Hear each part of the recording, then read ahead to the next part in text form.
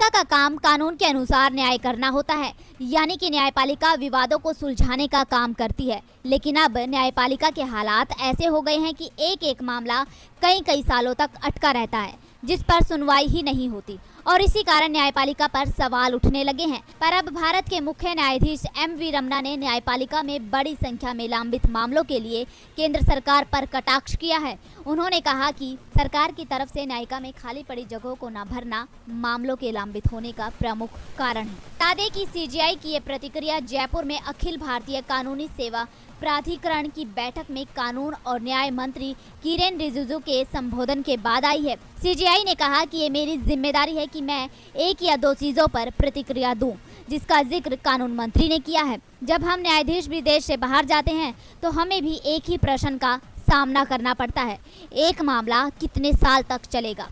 आप सभी इसका कारण जानते हैं, मुझे इसके बारे में विस्तार से बताने की आवश्यकता नहीं है। न्यायपालिका इन सभी मुद्दों को हल करने की कोशिश में हमेशा आगे है। मेरा एकमात्र अनुरोध है कि सरकार को खाली पड़ी जगहों को भरने के साथ साथ बुनियादी ढांचा प्रदान करना है। हालांकि मुझे उम्मीद है और विश्वास है कि इस मुद्दे पर विचार किया जाएगा।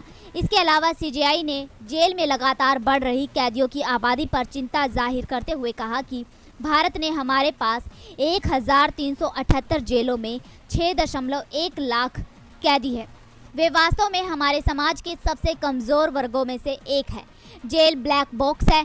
कैदी अक्सर अनदेखे अनसुने नागरिक होते हैं। अब जिस तरह से सीजेआई ने सरकार पर कटाक्ष किया है, अब ऐसे में सरकार क्या खाली पड़ी जगहों को भरने का काम करेगी या नहीं, ये बड़ा सवाल है।